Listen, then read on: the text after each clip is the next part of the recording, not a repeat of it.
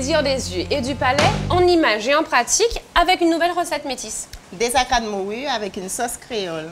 Excellent. Effectivement, les acras de morue font partie de l'assiette créole traditionnelle. De quoi avons-nous besoin? On a besoin de lait, de la farine, des œufs et du beurre.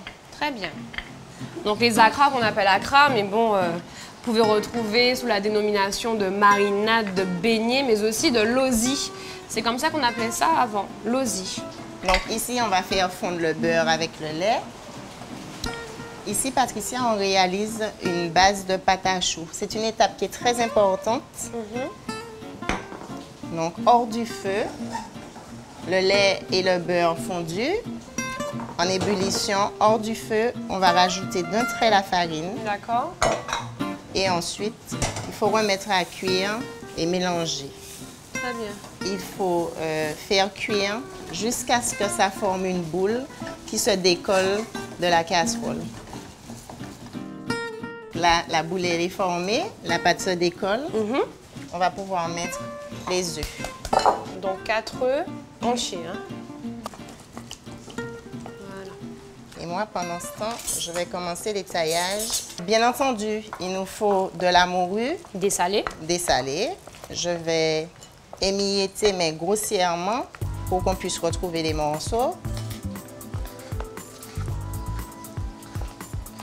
Donc comme dit, les acras font partie de l'assiette créole, mais aussi, ils ont même un festival qui leur est dédié à Fort-de-France, le Festival des acras, Fort-de-France, capitale de la Martinique.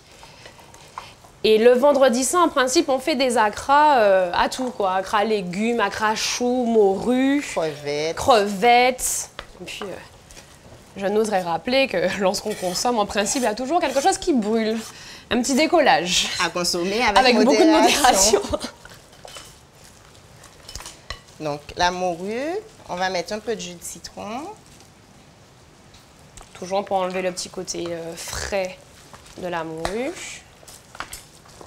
Un oignon. Ciselé. Les oignons. Tu peux rajouter un peu de 4 épices.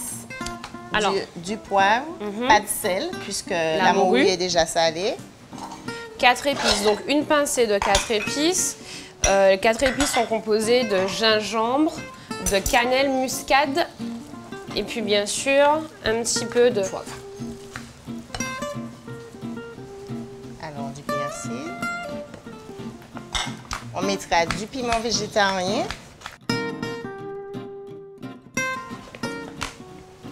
Qu'est-ce qu'on n'a pas mis? Alors, les oignons pays, qu'on appelle cive. Cive. Donc là, tu peux m'aider. Est-ce que tu arrives à les faire finement?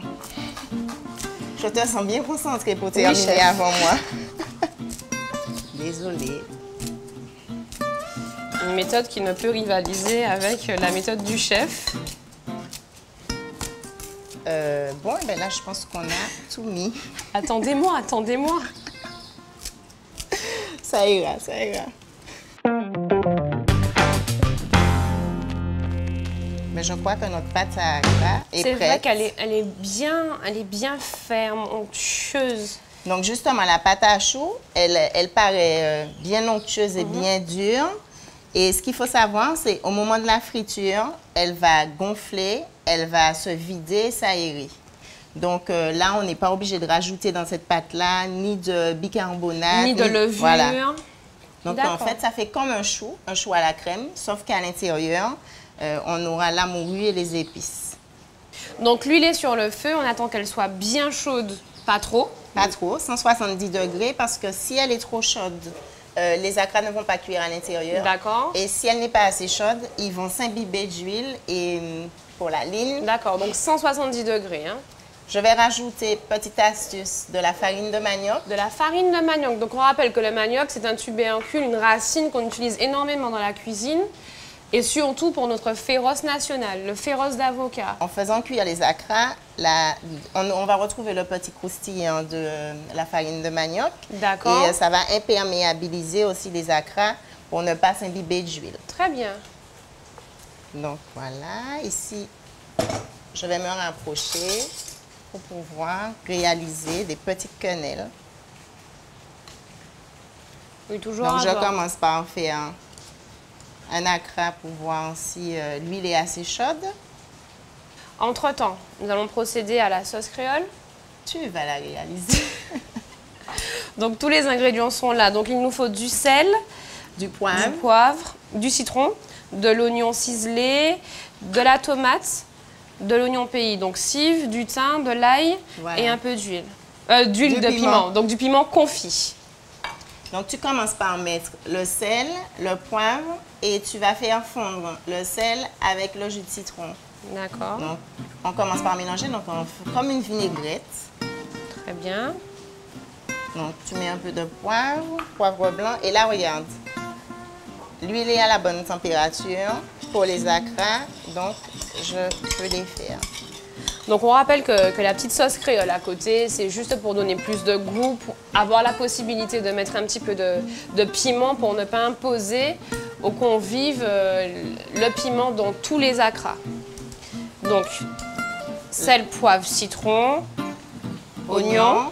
Donc, tu peux mettre les oignons, la tomate. Donc cette petite sauce, on la retrouve aussi à côté du poisson grillé, de la langouste grillée. Donc, la sauce créole, c'est une sauce qu'on retrouve sur toutes les tables Exactement. systématiquement. Qu'on appelle aussi sauce chien ou sauce chienne. Hein. Donc nous avons mis le thym, lessive, l'ail. Nous allons rajouter Le piment Le et piment. un tout petit peu d'huile. et à la fin l'huile. Donc, effectivement, quand les accras commencent à cuire, là, on va attendre la coloration. Ils remontent à la surface. D'accord. Et c'est une belle sauce colorée. Colorée et relevée. Voilà. Donc là, on va terminer la cuisson des accras. On va les éponger maintenant D'accord. pour pouvoir les dresser. Tu vas pouvoir ajouter la petite sauce créole. Puisque les accras, il faut les servir bien chauds. Bien chaud. Et voilà, vous avez vu, hein, une recette facile à préparer, locale à souhait. À très bientôt pour un nouveau rendez-vous, une nouvelle recette bien sûr. À bientôt!